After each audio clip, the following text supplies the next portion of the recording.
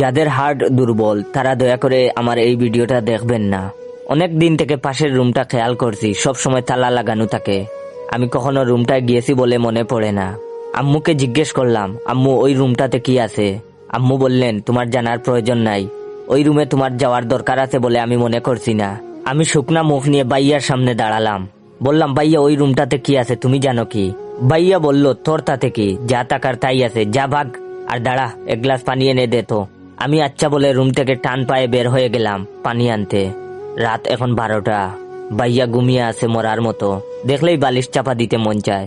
আমার চোখে ঘুম নেই, মাথায় একটা কথা ঘুরপাক খাচ্ছে, যে করেই হোক ওই রুমে যেতেই হবে, দেখতেই হবে কি আছে। বিছানায় ঘন্টা খানেক গড়াগড়ি করে উঠে গেলাম ভাইয়ার পাশ থেকে। নিঃশব্দে গুটি গুটি পায়ে ঘর থেকে বের হয়ে পাশের রুমটার সামনে দাঁড়াতেই ঘড়িতে শুনান দিল এখন রাত 1:30 বাজে। উফ, এই ঘড়িটা 8 ঘন্টার পর পর কি যে শুরু করেছে।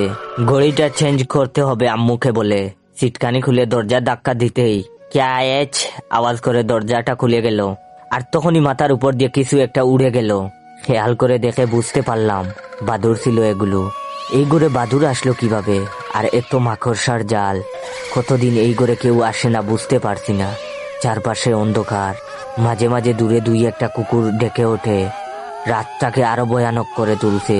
আমি টর্চ মেরে গুটি গুটি পায়ে মাকড়সার জাল ছিঁড়তে ছিঁড়তে সামনে এগিয়ে যাচ্ছি। হঠাৎ টর্চের আলো গিয়ে বাদল দেয়ালে টাঙ্গানো ফ্রেমে বাঁধানো ছবির দিকে। আমার সারা শরীরে শীতল শিহরণ বয়ে উঠল। কোথায় যেন একটা পেঁচা ডেকে উঠে জানান দিল, ভুল করেছিস এখানে এসে। যেখানে বই বেশি সেখানে কৌতূহলও বেশি। আমি ছবিটার দিকে তাকিয়ে আছি, কাপা হাতে টর্চটা মেরে রেখেছি দেয়ালের দিকে। এটা তো আমার ছবি। টর্চটা আস্তে আস্তে নিচের টেবিলের উপর গিয়ে বিঁধল। ধুলোর স্তর জমে আছে টেবিলে, আর স্যাঁতস্যাঁতে গন্ধ। নিস্তব্ধ হয়ে গেলাম। মুখ থেকে একটা শব্দ বের হবার জোর নেই। হাত কাঁপতে শুরু হলো আমার। আমি টর্চটাকে আপ্রাণ চেষ্টা করেছি ধরে রাখার, কিন্তু পারছি না। শুধু মুখ দিয়ে একটা কথাই বের হলো, হায় আল্লাহ, এটা তো আমার পড়ার ঘর। এমন হলো কি করে? বাই দ্য ওয়ে, কিছুদিন পর আমার পরীক্ষা, তাই পড়ার রুমে